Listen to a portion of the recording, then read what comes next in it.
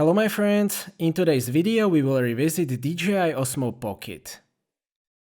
As you might know, I have been using DJI Osmo Pocket since late 2018 and it is one of my all-time favorite cameras regardless of the type. Osmo Pocket basically brought the gimbal stabilization to the masses and it started the whole category of pocket gimbals. DJI has since released Pocket 2, but as I've explained in my comparison video, that isn't necessarily a replacement of the Osmo Pocket. The price of the original Osmo Pocket is currently extremely good, so in this video I will try to evaluate how good is the Osmo Pocket by 2021 standards and whether you should get one. As I mentioned, Osmo Pocket started the whole category of pocket gimbals. It consists of a 1/2.3-inch sensor, which is still relatively large for this type of camera, 26mm f2 lens and a tiny gimbal mounted on a handle. The creation of this whole concept is closely related to that 26mm focal length. Non-ultrawide angle is not that easy to stabilize electronically. It also requires a lot of cropping, which is very noticeable at this focal length. Gimbal stabilization doesn't require any cropping and it has some significant advantages. First of all, you can choose from 4 follow modes. You can also use the controller wheel for very precise gimbal movements. You can set the object to follow by double tapping on the screen. It can also detect a face in the frame automatically and it will start tracking person in the frame. Besides that, it has a lot of special features such as automatic panorama mode and motion lapses. The gimbal also has 2 disadvantages. First of all, it is not supposed to take any damage, so it is not particularly suitable for harsh environments. The second disadvantage is that it can't stabilize the Z-axis or up and down movements. I will talk about that later. As you have probably figured out, that 26mm focal length is the distinguishing feature of Osmo Pocket. 26mm is a very versatile and neutral focal length. It is very suitable for walk-around point-and-shoot usage. Vlogging with the Osmo Pocket is also possible, but 20mm focal length on Pocket 2 is more suitable for that. Importantly, it is a completely different type of footage in comparison to action cameras. I still like the action cameras, but they have a distinctive action camera look, which is not always what you want. The footage also looks quite different in comparison to smartphones. Osmo Pocket footage looks a lot more natural. It doesn't use any HDR processing or anything like that, just a solid sensor combined with a good lens and pretty neutral processing.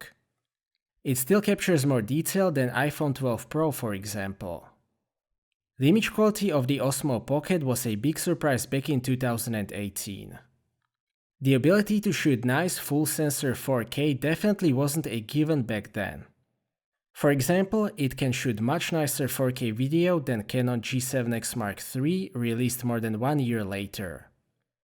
Even by 2021 standards, I can still say that this is one of the best cameras in the class in terms of the image quality. The sharpening is set pretty high in normal color mode. A lot of users actually prefer it that way, although if you want the best image quality possible, you have to use the D-Cine-like setting. The colors in this mode are also really nice and they are not too flat, so this footage is very easy to work with. Osmo Pocket has f2.0 lens, which is relatively bright and it is actually very decent in the low light. It lets in twice as much light as the GoPro cameras, for example, and it is basically twice as good in the low light. At f2 and 26mm, this lens has to have an autofocus. That brings us to the firmware updates.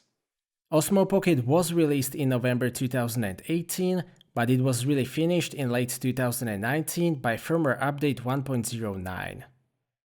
That made the face detection autofocus fully functional and really good. The autofocus is as good as on the new iPhones, which basically means that you don't need to worry about it. If you watch a very early Osmo Pocket review, you will hear a lot of complaints about the autofocus because it could only use contrast detection at the time. A lot of important features such as the Cine-like color setting or just the option to control everything on the touchscreen were only added by firmware updates. Regarding the stability or the smoothness of the gimbal, it is very good overall. The behavior of the gimbal is very predictable and it doesn't make any sudden moves. 2 speed settings are also sufficient. Static shots look like on a tripod and panning is very smooth with the controller wheel. That is in my opinion the most important accessory for the Osmo Pocket. It gives you 2 extra buttons and very precise wheel which is very easy to use. The joystick from Pocket 2 can be used with the Osmo Pocket, but you won't get the speed settings, which kind of makes it unusable. That is really a shame because it is much smaller than the controller wheel and I generally prefer it on the Pocket 2. The weakness of the Osmo Pocket is walking. The Z-axis is not stabilized with any 3-axis gimbal and the Osmo Pocket is very light, so it kind of lacks the stability when walking. That causes this kind of FPS walking effect, which is visible, but it can be significantly reduced by using correct walking technique. The other way to solve that is to use an external 4th axis stabilizer. I have a couple of 4th axis stabilizers made by Scotty Makes Stuff. Especially the newer models are very high quality, they are easy to use, and they make a huge difference as you can see. One huge advantage of the Osmo Pocket in comparison to smartphone and camera gimbals is the setup time. With the Osmo Pocket, you just need to press one button and it is ready to go. There is no balancing, auto-tuning, or anything associated with regular gimbal setup. Regarding the handling, the operation is actually quite easy. It has just 2 buttons and a small touchscreen, but you can still set everything on that screen. The user interface is probably as good as it can possibly be with that small 1.08-inch screen.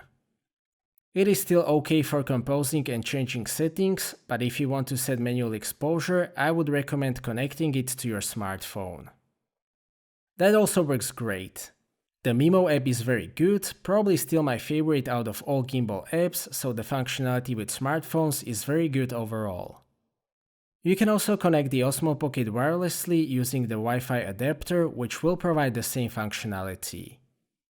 Osmo Pocket can also shoot 12 megapixel stills with very decent image quality.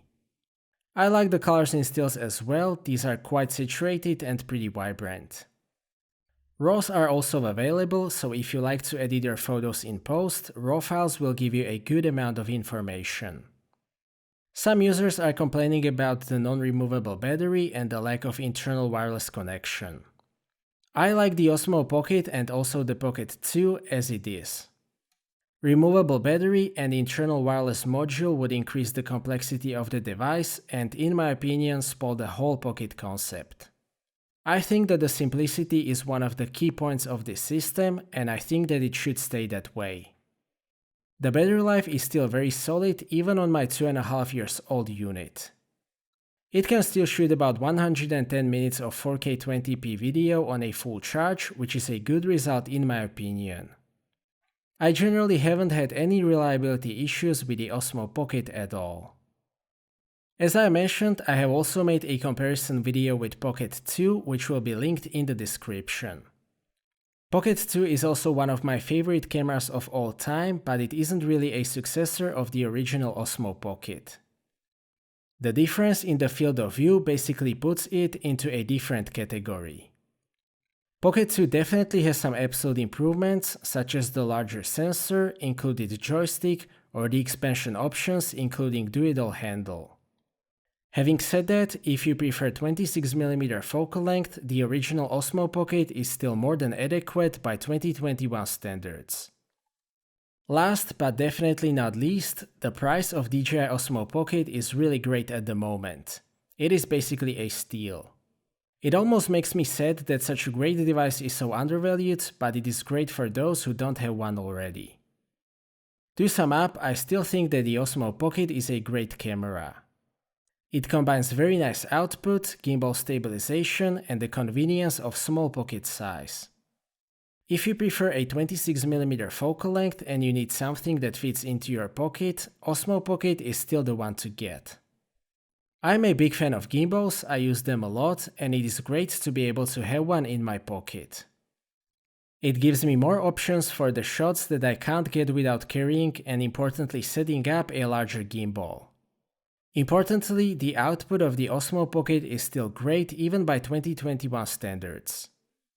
It is still a very useful device for amateur filmmakers, content creators, and even professionals who can use it as a specialty camera. At the current price, it is basically a steal, so if you don't have one yet, I very highly recommend it. So that's it for this video, thank you for watching, I hope that you liked this video and that you have found it to be useful.